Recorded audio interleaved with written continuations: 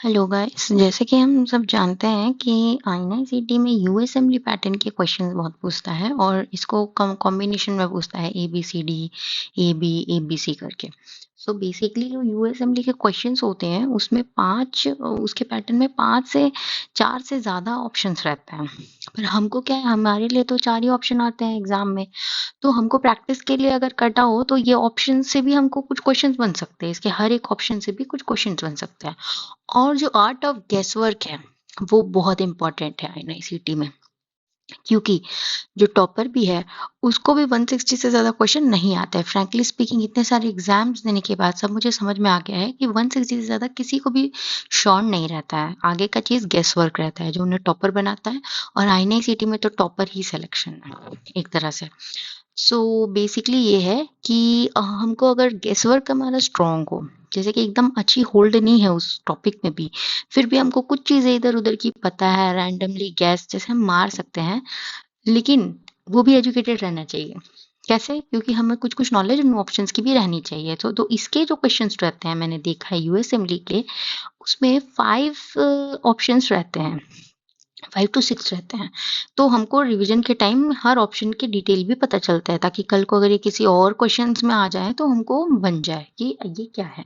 So like for example मैं एक question लाई हूँ जिसमें ये है कि 29 ईयर ओल्ड मैन है, उसको 4 दिन से एब्डोमिनल पेन हो रहा है, कंफ्यूजन हो रहा है, और लार्ज अमाउंट ऑफ अल्कोहल भी उसने पी के रखा है। उसके बाद डिस्टेंडेड एब्डोमेन है उसका, बावल साउंड भी डिक्रीज है, डिफ्यूज टेंडरनेस, पाल्पेशन हो रही है उसको, टेंडरनेस हो रही है पाल्पेट करने पे। ठीक, मोटर वीकनेस भी है, सेंसेशन भी डिक्रीज है, और लैब में कोई एबनॉर्मेलिटी नहीं है। ठीक है। सो इसका क्या अप्रोप्रिएट, तो ये सब जो चीजें हैं ना, सिम्टम्स, ये कॉमनली हमको ऐसे भी पता चल सकती हैं कि ये डेलिरियम ट्रेमेंस जैसा तो कुछ नहीं लग रहा है ना, और कुछ ऐसा नहीं है ऑल अल्कोहल पी के इसको 4 डे से हो रहा है, तो हम ये समझ सकते हैं कि एब्डोमिनल टेंडरनेस, बाउल साउंड, ये सब एआईपी का हिस्ट्री है इसलिए। और अल्कोहल से ये प्रेसिपिटेट होता है। तो अगर हमको इतना भी पता है परफेरिया के बारे में, तो आगे अगर हम ऑप्शन देखते हैं, इसको एक एक्यूट अटैक आया ना परफेरिया का, परफेरिया भी बहुत टाइप के होते हैं। तो हमारे ऑप्शन है आईवीआईजी, हेमिन, ईडीटीए, फ्लेबोटमी, क्लोराइडॉक्साइड, और एक और है क्लोरोक्विन। सो हमको ये पता है कि आईवीआईजी देके हम इसमें क्या कर लेंगे, और हमको मान लो कोई भी वो नहीं है कि ये क्या चीज पूछ रहा है, तो हमको ऑप्शन देके समझ में आ जाएगा क्योंकि ये क्या पूछ रहा है। हीमिन, ये सब फ्लीबोटोमी, ये सब देके कुछ कुछ समझ में आ रहा है कि कुछ ओवरलोड हो रहा है उसके में, कुछ प्रोडक्ट्स ओवरलोड हो रहे हैं। तो इसमें बेसिकली आईएनआईसीटी में भी एक क्वेश्चन एक पूछा था कि प्रोडक्ट्स क्या है, सबस्ट्रेट क्या है, उस पर कंफ्यूज किया था वो पोरफायरिया का। Not enzyme, no nothing, inheritance, उसने सीधा ये पूछा कि प्रोडक्ट्स क्या है। सो अगर हमको वो भी नहीं पता है, चलिए, तो हम इसके कैसे डिकोड कर सकते हैं, क्योंकि आईवीआईजी किस में देते हैं, जीबीएस में देते हैं, गुलियन बैरे सिंड्रोम में देते हैं।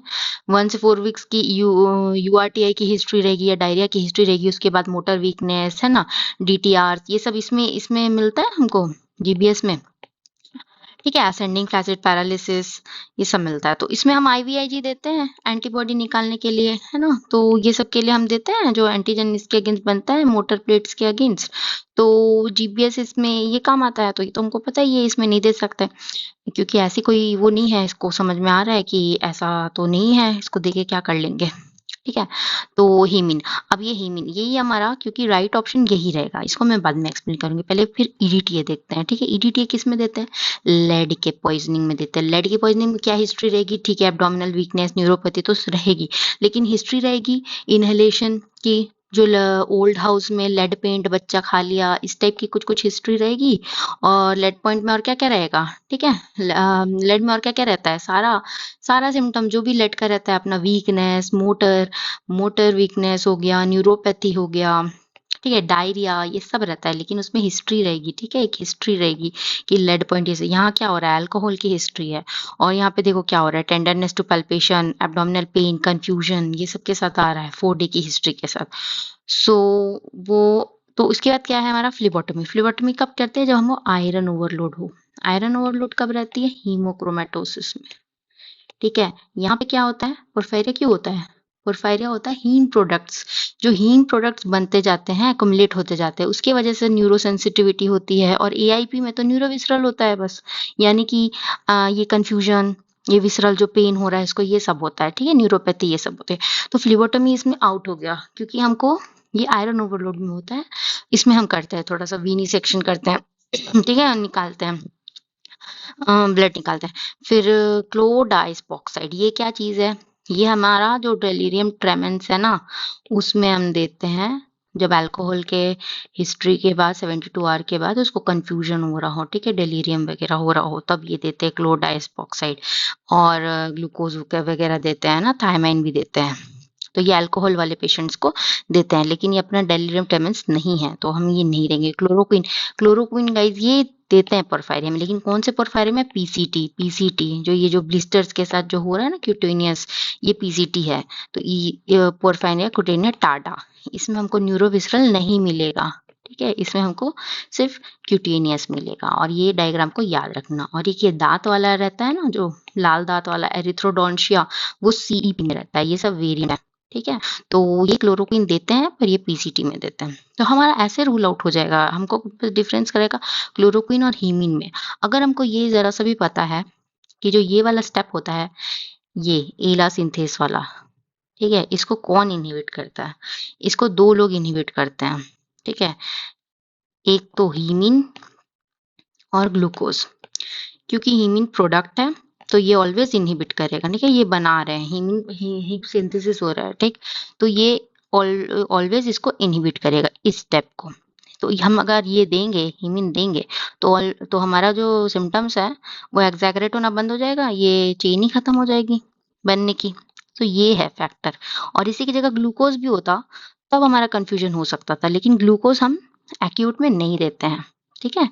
एक्यूट में अगर हम प्रेफर्ड है हीमिन, ठीक है, एक्यूट में एक्चुअली सॉरी, एक्यूट में दे सकते हैं, लेकिन हम अगर हीमिन दिया है तो सबसे पहले हीमिन प्रेफर करेंगे, ठीक है, ग्लूकोज बाद में प्रेफर करेंगे। सो ये था इसका ये। और इसमें क्या रहता है, अनीमिया भी, अगर सिड्रोब्लास्टिक अनीमिया भी है तो भी ये इनहिबिट हो सकता है, ठीक है। सिड्रोब्लास्टिक मतलब B6 की कमी, और B6 हमारा मोटिवेट कर रहा था इसको, ठीक, लेकिन ये अगर कमी हो जाएगी, जो कि B6 या आइनएच की हिस्ट्री रहे, आइसोनियाजिड की, तो ये पेरिडॉक्सिन नहीं रहेगा और उसकी वजह से भी ये नहीं आगे बढ़ेगा। सो इतना पता रहना चाहिए, तो हीमिन आराम से डिकोड हो सकता है। और ये फ्यूचर क्वेश्चन भी बन सकता है, इस टाइप से क्वेश्चन जो क्लिनिकल क्वेश्चन है ना, क्लिनिकल की तरह आया। और बायोकेमिस्ट्री का भी हमारा वो ले लिया, नॉलेज लिया।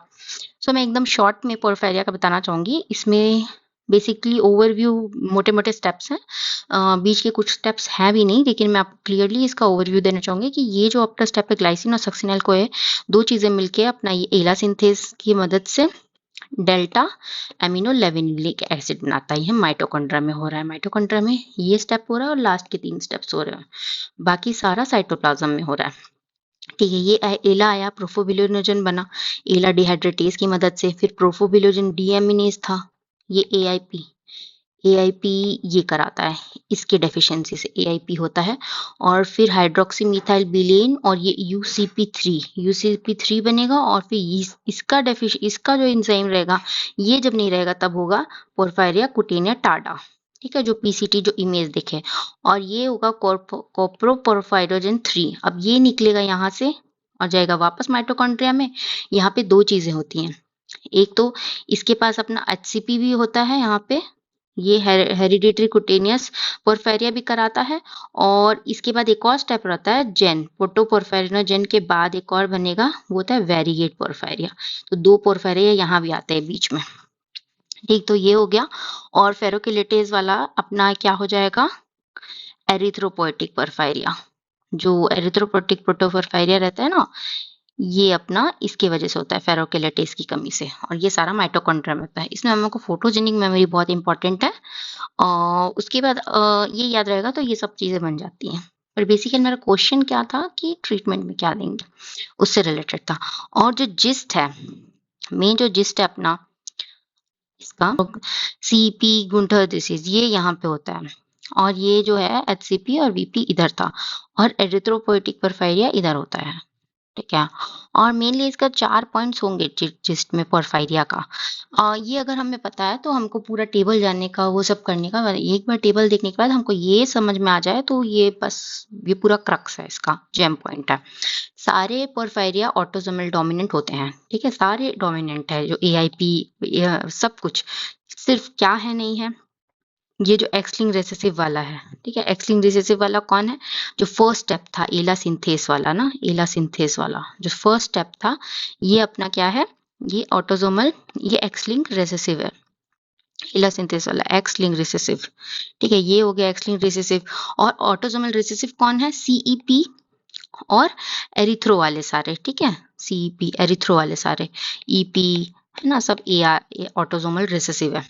बाकी सारे autosomal dominant including पोरफायरिया, Kutena, Tada, सब कुछ। बस ये जो जिसमें एरिथ्रो आ जाए वो AR है, ठीक है, जैसे CEP ये AR है।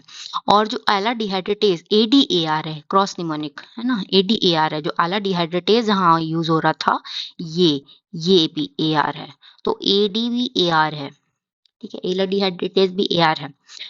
लेकिन बाकी सारे AD हैं। और AR कौन से थे, E वाले। बस ये सिंपल सा इनहेरिटेंस वाला है, इससे ये बहुत ही ज्यादा इजी हो जाएगा।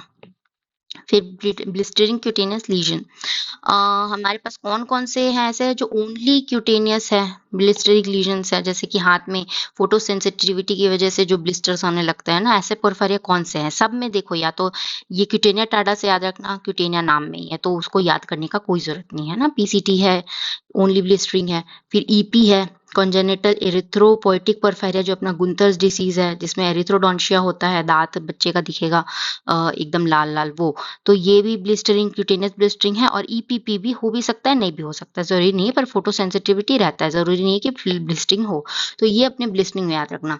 कौन है जो दोनों होते हैं, है ना, न्यूरो सिम्टम्स रहता है, ब्लिस्टरिंग भी रहता है, वो है HV इज बोथ, मतलब हेरिडिटरी और वेरिगेट दोनों, ये बोथ है, ठीक है, इसको न्यूरो भी मिलेगा, इसको ब्लिस्टरिंग भी होगी, मतलब इसको हैंड सिम्टम्स, ये जो स्किन के सिम्टम्स दोनों रहेंगे, H और V बोथ हैं, बस हमको ये याद रखना। उसके बाद न्यूरो, बाकी बचे न्यूरो हो गए। न्यूरो कौन कौन हो गए अब, ये ADP वाला, एला डिहाइड्रेटेस वाला हो गया, ठीक है, जो अपना लेड वाला था, लेड के पॉइजनिंग से जो होता है, जाता है। और ये अपना AIP, ये जो एक्यूट इंटरमिटेंट पोरफायरिया जो अपनी क्वेश्चन में था, मोस्ट कॉमन एक्यूट पोरफायरिया जो, ये भी अपना क्या है, न्यूरो कराता है बस, ठीक है। और इसका इनहेरिटेंस क्या था, सारे AD हैं, बस AR वाला बताई थी मैं, E वाला AR रहता है और ADAR है, डिहाइड्रेटेस वाला AR है, ठीक ठीक है। और एक्स लिंक वाला एक्स लिंक्ड है, जो फर्स्ट जो है एला सिंथेस, वो एक्स लिंक्ड है, बस इतना हमको पता रहना चाहिए, हमारा सब सॉल्व हो जाएगा।